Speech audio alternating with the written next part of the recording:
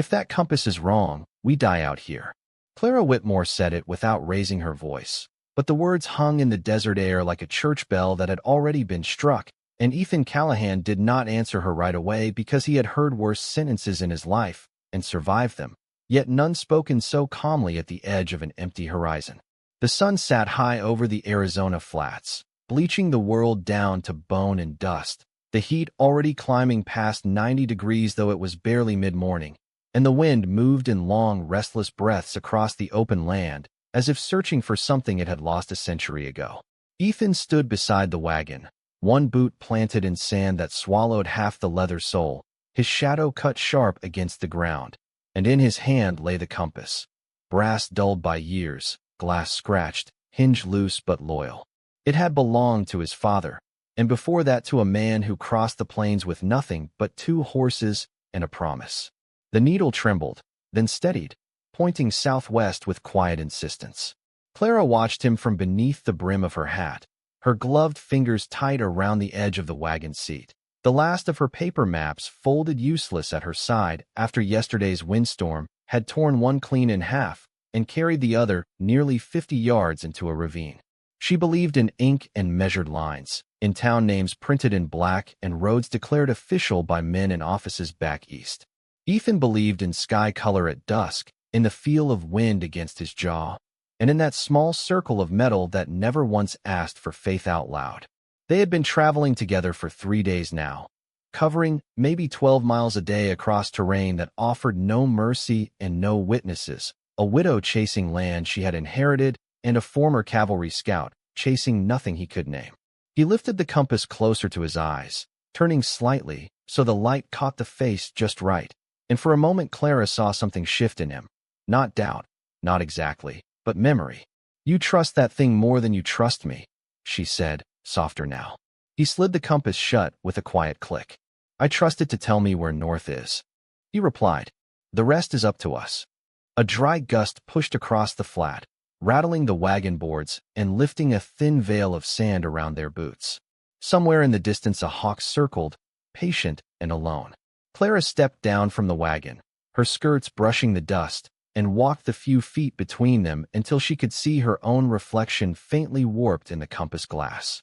"My husband used to say the desert tricks a man into thinking he's in control," she said. Ethan met her eyes, blue gone pale from too many open skies. "The desert doesn't trick anyone," he answered. "It just waits to see who listens."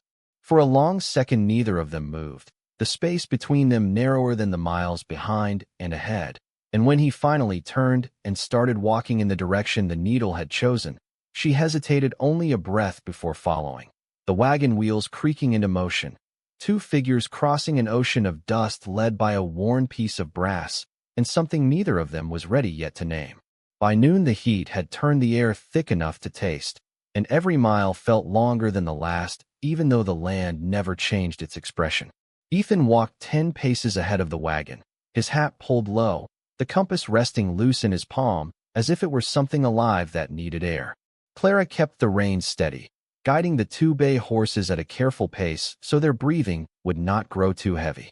12 miles in open desert was not measured by distance alone, but by patience, by the discipline to move slow when fear insisted on rushing. The horizon shimmered, bending light into false rivers that vanished the moment a person looked straight at them. Clara had read about mirages in books printed in Boston, neat paragraphs describing how heat could distort vision, but no paragraph had prepared her for the way hope could rise and fall in a single heartbeat. She watched Ethan's shoulders as he walked, broad but slightly stooped, as if he carried something invisible across them. "How far?" she called. He did not turn around. "If the needle holds steady, we should see a change in the land before sunset." She almost asked what kind of change, then stopped herself. She was learning that Ethan did not speak in guarantees. He spoke in observations.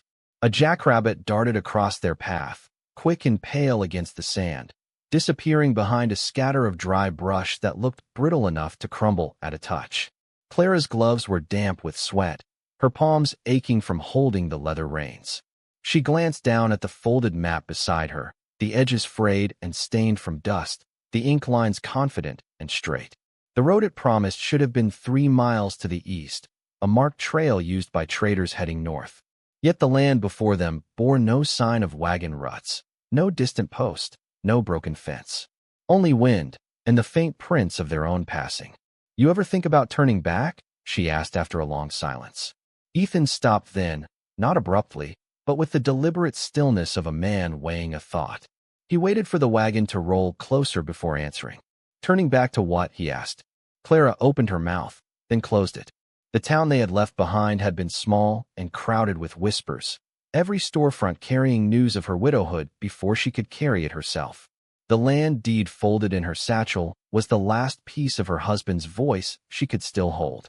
"To something certain," she said finally. Ethan looked out across the flats, then down at the compass, the needle unwavering despite the restless wind. "Nothing out here is certain," he replied. "Not the ground, not the sky, not even tomorrow morning. You do not come to the desert for certainty. You come to find out what you can live without." The words settled over her heavier than the heat. The wagon creaked forward again, wheels carving two thin lines in the dust that the wind would erase by nightfall. Clara studied Ethan's back as he resumed walking, and for the first time she wondered whether the compass was guiding more than direction. It did not only point toward water or land. It pointed toward a choice neither of them had yet spoken aloud, a line drawn not on paper, but somewhere between trust and surrender, where two strangers either turned away or kept walking side by side. The change in the land came so slowly that Clara almost missed it, a subtle shift beneath the glare of late afternoon where the sand grew darker and the air carried a scent that did not belong to emptiness. Ethan stopped again, lifting his head slightly, as if listening to something beyond hearing. The horses felt it too, their ears twitching forward, their pace easing without being asked. Clara shaded her eyes and looked ahead, seeing at first nothing but the same rolling stretch of pale earth and scattered brush, then a faint rise in the distance, no more than a shallow swell against the horizon. "Is that it?" she asked. Ethan glanced at the compass, then at the sky where thin clouds were beginning to gather in quiet streaks. "It is something," he said, and there was a tone in his voice that carried both caution and relief. They continued toward the rise, the wagon wheels groaning as the ground shifted from loose sand to firmer soil packed by time.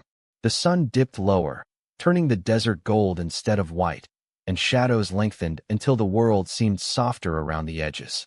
As they drew closer, Clara began to see sparse clusters of scrub oak scattered along the slope, leaves dull and dusty but alive. Alive meant roots. Roots meant water somewhere beneath. Her heartbeat quickened in a way she had not allowed herself to feel all day. Ethan slowed his steps, studying the incline, the angle of the wind, the pattern of growth.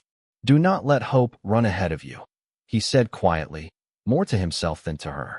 Clara stepped down from the wagon before it had fully stopped, her boots landing on ground that felt almost solid after miles of shifting sand. She walked past him without waiting, climbing the gentle rise with a determination that bordered on defiance. "Clara," he called, not sharp, but firm. She did not stop until she reached the crest. For a moment she stood still, her silhouette cut against the setting sun, and Ethan felt a flicker of unease at the way she held her breath. Then she exhaled, slow and steady. Below the rise lay a shallow basin no wider than half a mile, ringed with darker soil and a scattering of mesquite trees leaning inward, as if guarding a secret. At the center, barely visible from a distance, a thin ribbon of green traced the earth where a narrow stream moved quietly over stone.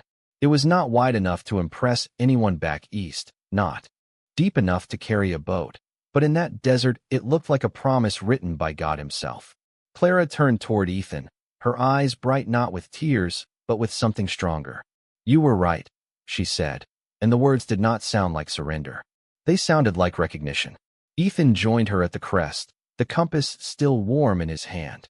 He looked from the water to her face and felt the strange weight of being trusted. "No," he replied after a moment. "We were." The wind shifted again, gentler now, carrying the faint scent of moisture across the basin. The horses snorted softly below, sensing rest ahead. Ethan closed the compass and slipped it into his pocket for the first time that day. For the next few hours, direction would not be decided by a needle. It would be decided by where they chose to stand.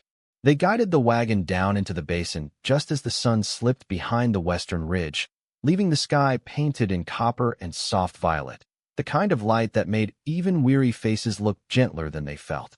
The stream was narrower than it had seemed from above, no more than 3 feet across in most places, winding through smooth stones and reeds that whispered when the breeze leaned low. Ethan crouched near the bank and dipped his hand into the water, letting it run across his knuckles before lifting it to his lips. It was cool, clean, and carried the faint taste of earth instead of salt. Clara stood a few steps behind him, watching not the water but the way his shoulders lowered as if a weight had finally eased. The horses moved forward eagerly, lowering their heads to drink, the sound steady and grateful. For a while neither of them spoke. The desert that had stretched endless and indifferent now felt held back at the rim of the basin, as though this shallow circle of green had drawn a boundary the wind respected. Clara removed her gloves slowly, flexing her fingers stiff from the reins, and knelt to wash the dust from her hands. The cold startled her, then steadied her. "We could camp here tonight," she said, though the suggestion carried more than one meaning.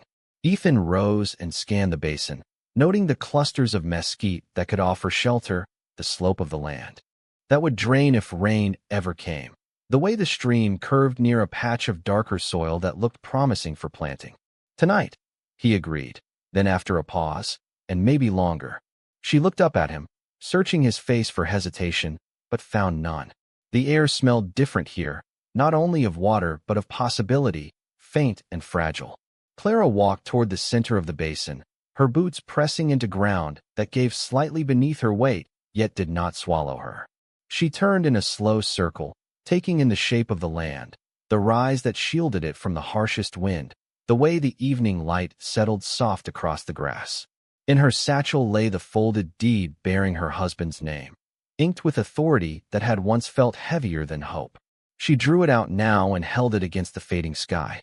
The paper trembled, not from wind but from the truth settling in her chest. "This is the place," she said, not loudly, but with conviction that surprised even her. Ethan stepped beside her, close enough that she could sense the warmth of him after the chill of the stream. He did not look at the deed. He looked at the land. "Land does not belong to a name," he said quietly. "It belongs to whoever is willing to care for it." The words lingered between them, neither claiming nor surrendering, just offering. Clara folded the deed carefully and placed it back in her satchel. Dusk deepened, and the first star appeared above the ridge, steady and small. Ethan reached into his pocket and felt the familiar curve of the compass, but did not take it out. For the first time since they had set out across the desert, direction did not feel like a question. It felt like a choice unfolding in the quiet, measured not in miles, but in whether they would stay when morning came. Morning arrived without ceremony, a pale gray light sliding over the ridge and settling across the basin like a quiet promise that had not yet decided whether it would be kept. Clara woke first, the cool air brushing her face where she lay beneath a wool blanket spread near the wagon. For a moment she forgot where she was, expecting to hear the distant murmur of a town waking up, a door closing, a wagon rolling over cobblestone. Instead, there was only the soft trickle of the stream and the low, steady breathing of the horses tethered nearby. She pushed herself up on one elbow and looked across the basin. Ethan was already awake, standing near the water with his sleeves rolled to his forearms, studying the way the morning light revealed the texture of the land. The basin did not look as forgiving in daylight as it had at dusk. The grass was thin in places, the soil uneven, patches of dry earth interrupting the darker ground. It was not a miracle. It was work waiting to be done. Clara rose and walked toward him, her boots pressing cool impressions into the damp soil near the bank. "You are measuring it," she said. Ethan nodded slightly. "About half a mile across at its widest point," he replied. "Enough space for a small cabin, a corral, maybe a field if the soil holds." She followed his gaze, imagining a structure where only open air stood, smoke rising from a chimney that did not yet exist. "It will take months," she said. "Maybe longer." Ethan crouched and scooped a handful of soil, rubbing it between his fingers. Anything worth keeping usually does. There was no complaint in his voice, only fact. Clara wrapped her arms loosely around herself against the chill. "You speak as if you plan to stay," she observed. He let the soil fall back to the ground and straightened. I do not walk a person across 12 miles of open desert just to leave them standing alone at the end. The words were simple, but they carried weight. Clara looked away toward the ridge, her breath catching for reasons she did not fully understand. She had come here with a deed and a memory, believing she would build something in honor of what had been lost. Now she saw that building required more than ownership. It required hands willing to remain when the sun burned high and the wind turned sharp. "This land is in my name," she said quietly, not as a claim, but as a confession. Ethan met her eyes, steady and calm. "Then let it be in your name," he answered. "A name does not decide who shares the labor." The stream moved beside them, patient and indifferent to titles. Clara considered the truth in his words. She had spent years being known as someone's wife, then someone's widow. Here, in this shallow circle of green, she felt the outline of a different identity forming, one not defined by absence but by choice. She drew a slow breath and faced him fully.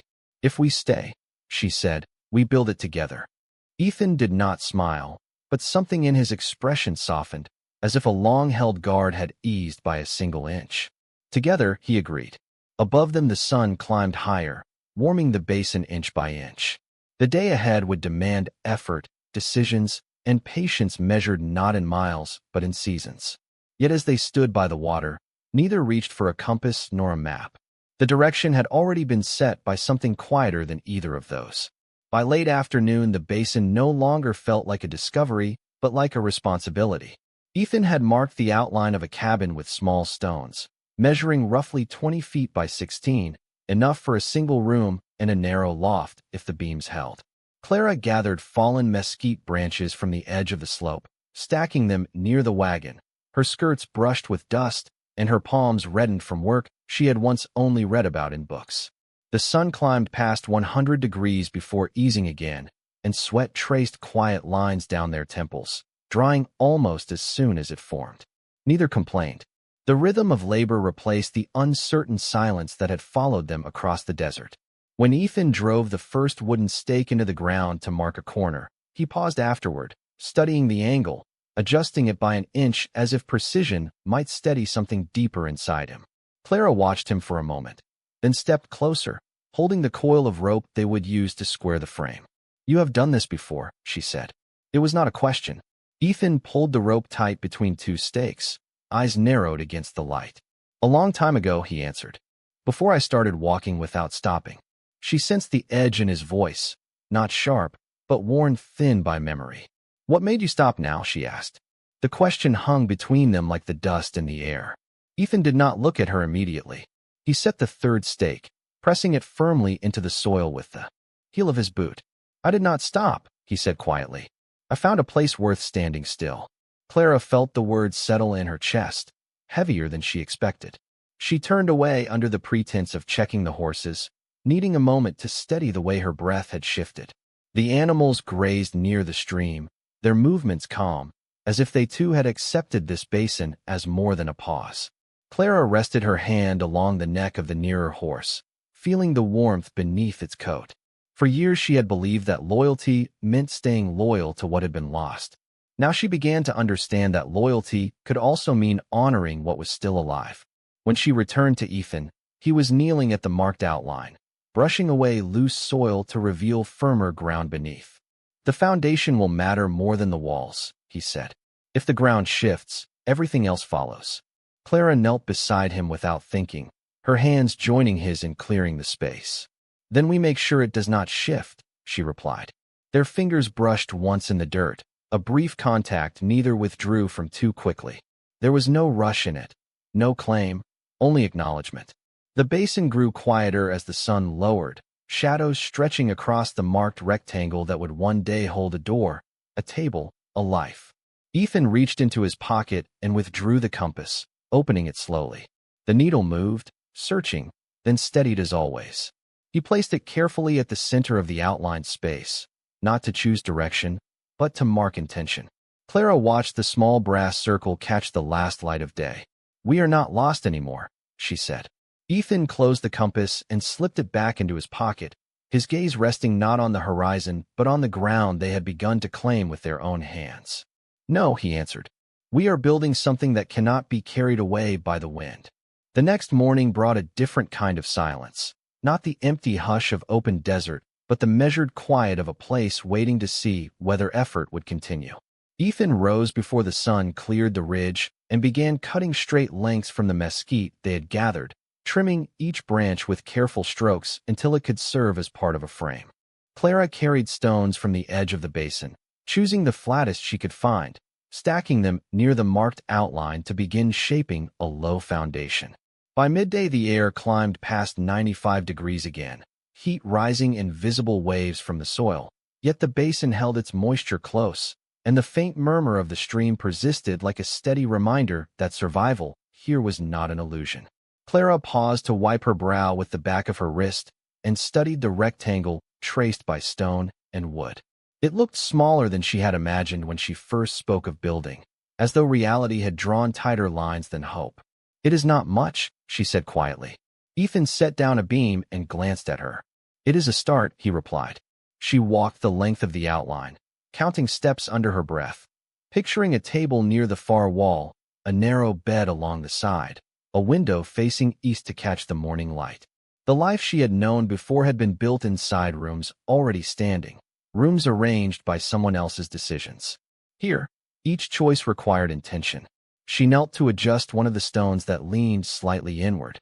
If we do this, she said, her voice steady but low, we do not leave when the first hard season comes.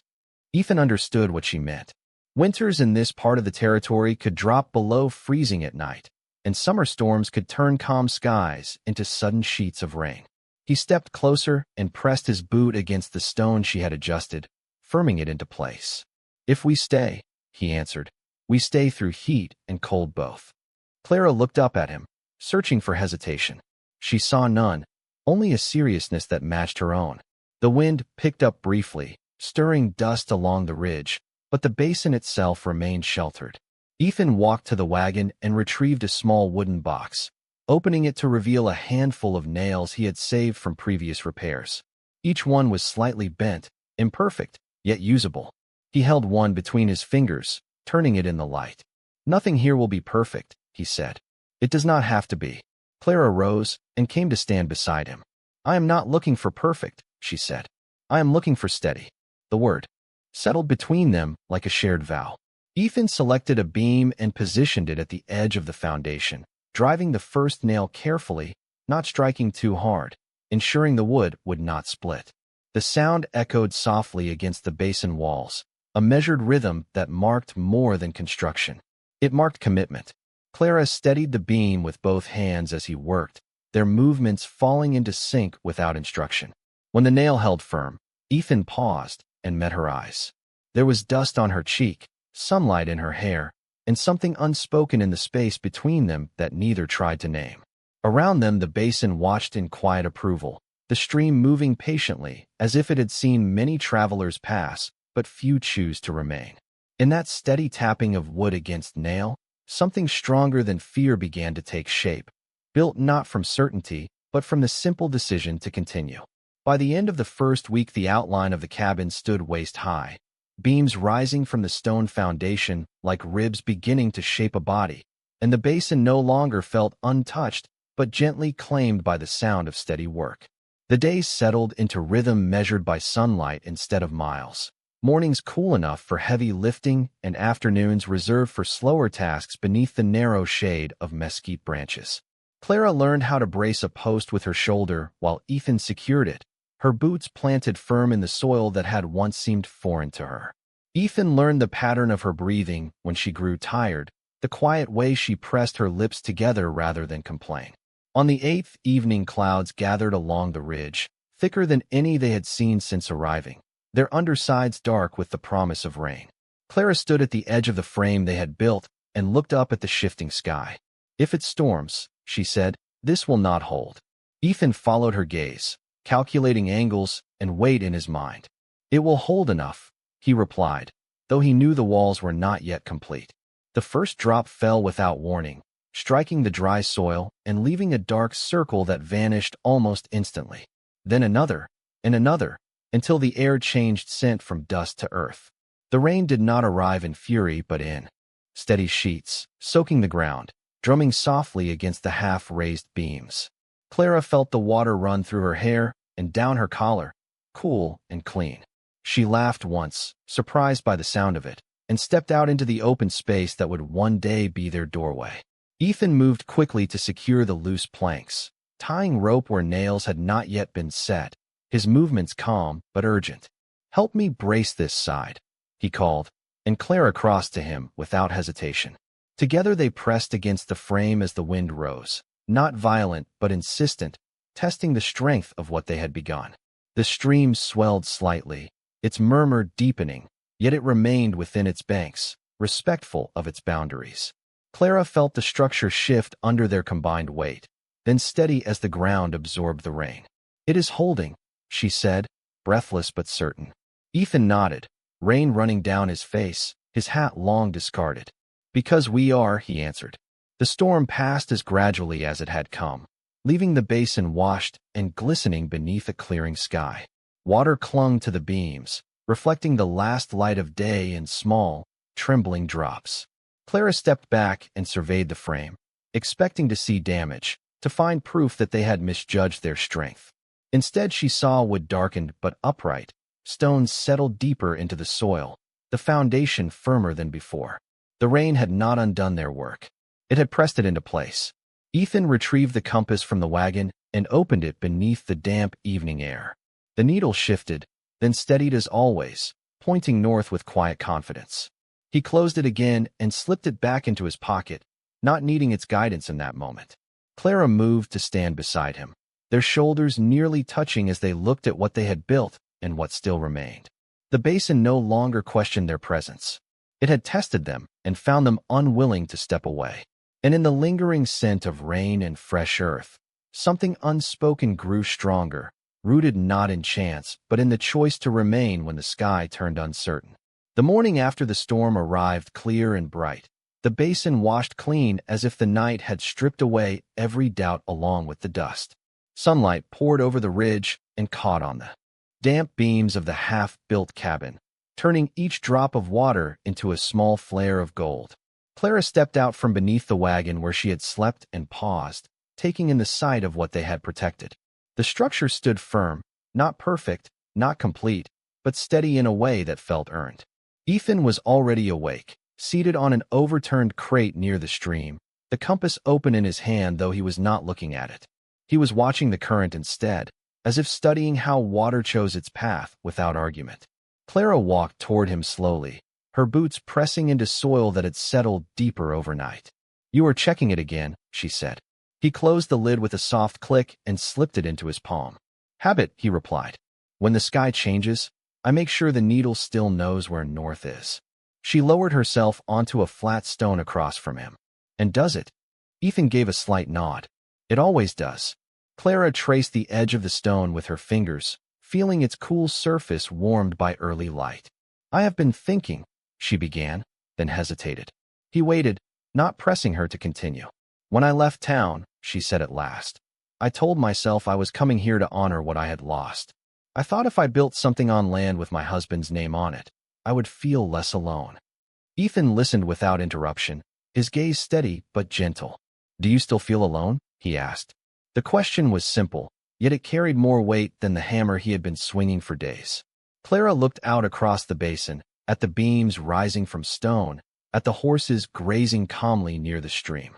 "No," she admitted quietly, "and that frightens me more than the desert ever did." Ethan leaned forward, resting his forearms on his knees. "Why?" She drew a slow breath. "Because it means I am letting go of something I promised I would hold on to forever." The stream moved between them, patient and unconcerned with human vows. Ethan considered her words before answering. "Holding on is not the same as standing still," he said. "Sometimes you honor the past by allowing it to guide you forward, not by chaining yourself to it." Clara met his eyes, searching for any trace of judgment, finding none, only understanding, and perhaps a hint of shared experience. "And what are you letting go of?" she asked. Ethan's gaze drifted briefly toward the horizon, where the desert stretched beyond the sheltering ridge. "The idea that I belong nowhere," he said. The admission lingered in the air, unguarded and honest. Clara felt something shift inside her, a quiet alignment, like two lines finally meeting after running parallel for too long. She rose from the stone and extended her hand to him, not out of necessity, but invitation. "Then let us both choose to belong here," she said. Ethan looked at her hand for a moment before taking it, his grip steady and warm. He stood, and together they turned toward the cabin frame waiting in the sunlight. The compass remained in his pocket, closed and silent. Direction was no longer something to verify. It was something they had already begun to build, one measured beam and shared truth at a time. The days that followed did not arrive with grand signs or sudden revelations, but with the steady demand of work that tested resolve more than strength. By the second week the frame of the cabin stood complete, beams locked into place, cross supports fitted with care, measured in inches rather than ambition. Ethan spent the early hours shaping planks from the straightest cuts of mesquite, smoothing rough edges with patient strokes, while Clara began clearing a narrow strip of land near the stream where she hoped to plant beans before the next rain. The sun rose each morning with familiar intensity, climbing toward 100 degrees by midday, pressing heat against their backs and drying sweat before it could fall. Yet neither spoke of leaving. Late one afternoon, Clara knelt in the darkened soil, pressing seeds into the ground one by one, spacing them evenly with a precision that reminded her of the life she once lived in ordered rooms. Ethan watched from the shade of the rising wall, noticing the way she worked without hesitation, her hands steady despite the uncertainty of what might grow. "You are planting before the roof is finished," he observed. Clara looked up, brushing a loose strand of hair from her face. "Some things take time to root," she said. "If we wait for everything to be perfect, nothing will ever begin." Ethan considered that as he stepped down from the beam he had been securing. He walked toward her, crouching at the edge of the strip she had marked. The soil here felt richer after the storm, darker and more forgiving than the ground beyond the basin. "And if it does not grow?" he asked. Clara pressed the final seed into place and covered it gently. "Then we learn what this land needs," she replied. "And we try again." The answer settled deep in him, touching a place he had long guarded. He had spent years moving on when things failed, leaving before roots could test him. Now he found himself standing in one place long enough to see whether something might rise. As evening approached, they worked side by side on the roof supports, lifting each beam together, their movements aligned without instruction. At one point the wood shifted unexpectedly, and Clara tightened her grip rather than step back. Ethan steadied it from his side, their eyes meeting in brief recognition of shared risk and shared trust. When the final support settled into place, a quiet satisfaction moved between them, unspoken but undeniable. The cabin no longer resembled an outline. It held shape, casting a defined shadow across the ground that would one day shelter them from summer glare and winter chill alike. Clara stepped back and studied the structure, her expression thoughtful rather than triumphant. "This was supposed to be my new beginning," she said softly. Ethan stood beside her, looking at the same beams. "It still is," he answered. She turned toward him fully then, the last light of day catching in her eyes. "It is ours now," she said, not asking, not pleading, simply stating what had become true. Ethan did not reach for the compass. He did not look toward the horizon. He looked at the walls rising from stone and at the woman who had chosen to stand within them, and he understood that direction was no longer a line drawn across a map. It was the decision to remain when staying meant more than moving ever had. The roof was finished 3 days later, the last plank set in place beneath a sky so clear it seemed to stretch forever without interruption. The cabin now cast a full shadow across the basin by late afternoon, its walls straight, its doorway framed but still without a door. Clara stood just inside the entrance, her boots resting on packed earth that would soon be covered by rough floorboards, and she tried to imagine the room furnished with a table, 2 chairs, perhaps a narrow shelf along the wall. It no longer felt like a temporary shelter. It felt like a statement. Ethan climbed down from the ladder he had fashioned from spare beams, wiping his hands on a cloth worn thin from use. "It will hold through the next storm," he said quietly. Clara nodded, though her gaze had drifted beyond the cabin toward the ridge. A thin line of dust moved along the horizon, distant but unmistakable. Not wind this time. Movement. Ethan saw it too and stilled without tension, only awareness. Travelers, he said after a moment, judging the pace and direction. Likely heading north. Clara felt a flicker of something she had not expected. For weeks the basin had belonged only to them, untouched and private. The sight of others passing near their claim stirred a new question. Will they stop? She asked. Ethan studied the line again. If they need water, they might. Clara considered the thought. A month ago she would have welcomed the company, eager for news, for voices that echoed familiar accents. Now she hesitated. This place had begun to shape something fragile between her and Ethan, something that had grown in the quiet absence of outside eyes. The dust line drew closer, resolving slowly into the outline of a wagon and two riders. They were still half a mile away when Ethan stepped forward from the cabin and rested his hand lightly against one of the beams, not in defense, but in acknowledgement. This was no longer open land to wander through without notice. It was ground with intention.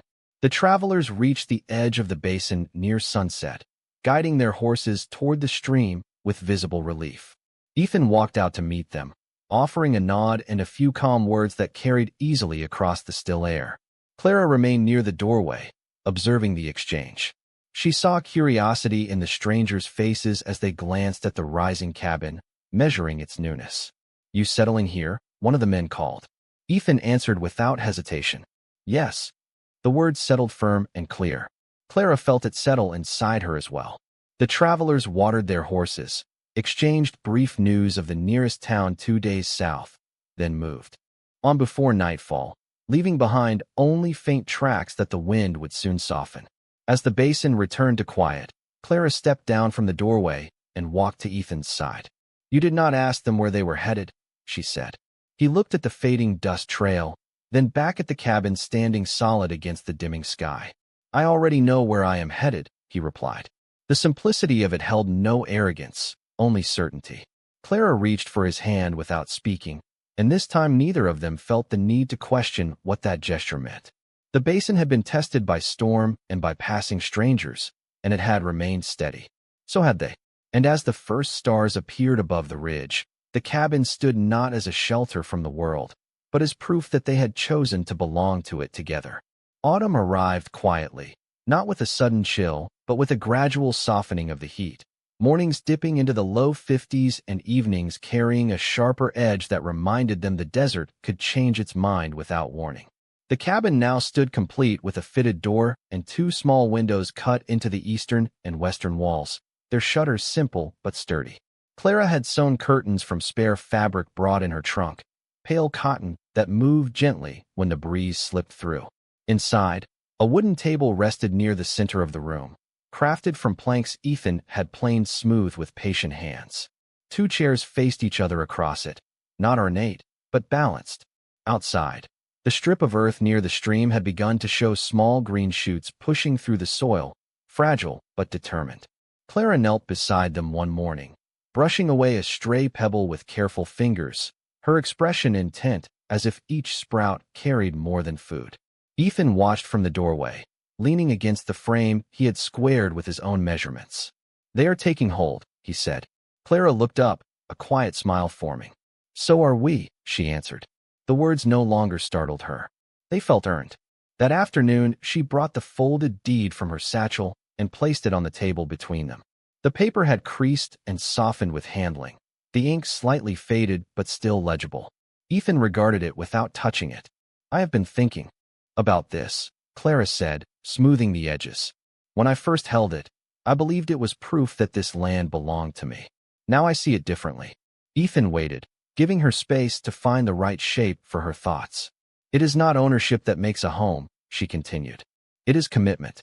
And commitment is not written in ink. It is written in the choice to remain. She slid the deed across the table toward him. Your hands are in these walls as much as mine. Your labor is in that soil. This place should not carry only one name. Ethan looked at the paper, then at her, a trace of uncertainty crossing his features. I did not come here for claim, he said. I came here because you asked me to stay. Clara shook her head gently. I did not ask, she said. You chose. The distinction hung between them, simple but profound. Ethan reached out at last and placed his hand over the document, not to take it away, but to steady it. A name on paper does not change what we have built, he said quietly. Clara met his gaze. No, she agreed. But it tells the world that we stand here together. Outside, the wind moved through the basin in long, steady breaths, stirring the young plants and brushing against the cabin walls without shaking them. Ethan folded the deed once more, then set it aside on the table. Then let the world read what it will, he said. We already know what this place means. Clara rose and walked to the doorway, looking out across the basin that had once seemed uncertain and now felt deliberate. Behind her, Ethan stepped closer, his presence calm and constant. The compass rested on a small shelf near the window, no longer carried daily, its needles still capable of pointing north, but no longer required to decide where they belonged. The direction had shifted from distance to devotion, from survival to shared purpose, and in that quiet understanding the cabin became more than shelter. It became a promise they renewed with each passing day.